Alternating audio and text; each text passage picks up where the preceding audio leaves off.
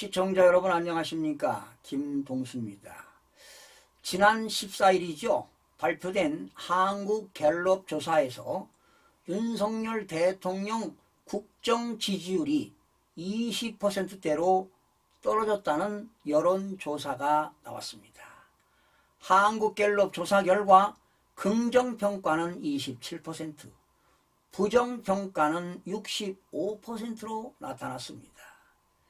20%대 지지율은 지난해 11월 중순 이후 5개월 만입니다. 70대 이상을 제외한 전 연령층 그리고 대구, 경북을 포함한 전 지역에서 부정평가가 매우 높았습니다. 정당 지지율도 국민의힘은 31%, 더불어민주당은 36%로 격차가 좀 벌어졌습니다. 대통령 취임 1주년이 얼마 남지 않았습니다. 이제 다음 달 5월 10일이면 1주년이 되겠는데요. 이런 상황 속에 지금 20%대 국정 지지율을 보이는 것 자체가 현 정권에서는 심각한 시그널이 아닐 수 없습니다. 최근 지지율 하락은 강제동원 대상 문제 및 한일 정상회담을 둘러싼 논란과 그리고 국가안보실장의 석연찮은 경질 등 혼선의 영향이 컸다고 봅니다. 미국 정보기관의 감청 의혹에 대해 대통령실이 문서 상당수를 위조 등 파장을 덮는 데만 급급하는 듯한 대응을 한 것도 비판적인 여론을 키웠습니다.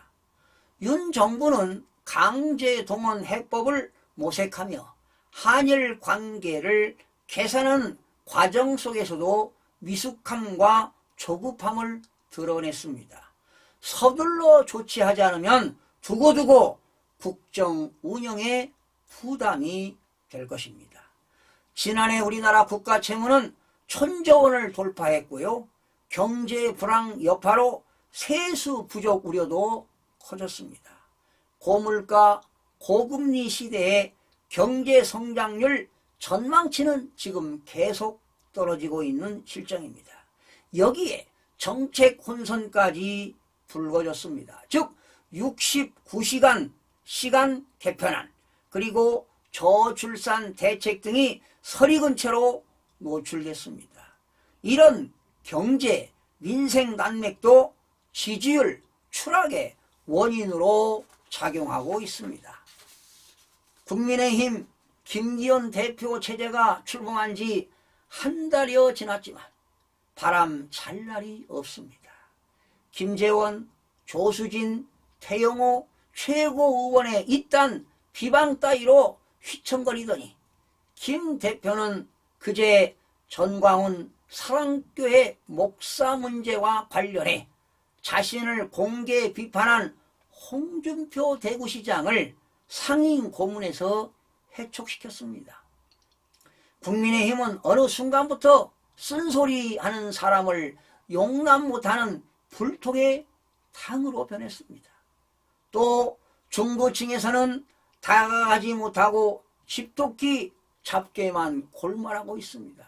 한마디로 말씀드리면 국민의힘은 정말 무능한 당입니다. 그리고 더불어민주당은 더더욱 위험한 당이 아닐 수가 없습니다. 그러니 국민들이 제대로 믿고 살겠습니까? 이 같은 독선과 무비전은 지도부 구성과 무관치 않을 것입니다.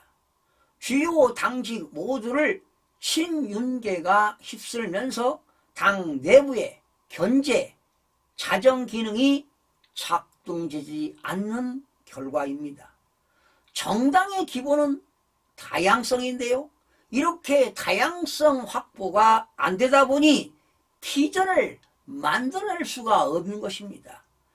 당내 쓴 소리조차 용납하지 못하는데 야당 설득이 제대로 될 리가 있겠습니까? 지금 윤 정부와 국민의힘은 크나큰 위기를 맞고 있습니다.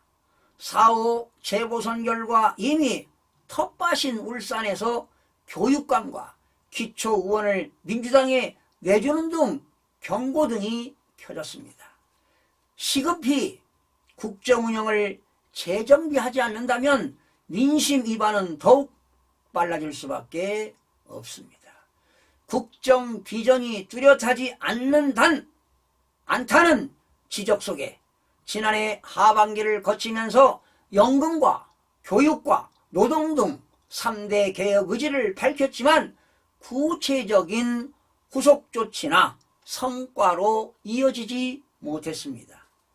집권 2년 차인 올해에는 경제, 외교 등 국정 전반에 걸쳐서 가시적인 성과를 내지 않으면 안 됩니다. 더구나 지금 민생은 고물가 속 불경기로 외환위기나 글로벌 경제 위기에 버금가는 위기로 지금 치닫고 있는 상황입니다. 무엇보다 정책의 컨트롤 타워인 대통령실을 다양한 목소리를 내는 참모들의 일터로 만드는 것이 바로 급선무입니다. 이번 조사에서 나타난 민심의 경고를 국정 시스템 전반을 점검하고 대통령실과 내각 등 인적 자원을 재정비하는 쇄신의 계기로 삼아야 할 것입니다. 시청해주신 여러분 고맙습니다. 다음 시간에 찾아뵙겠습니다.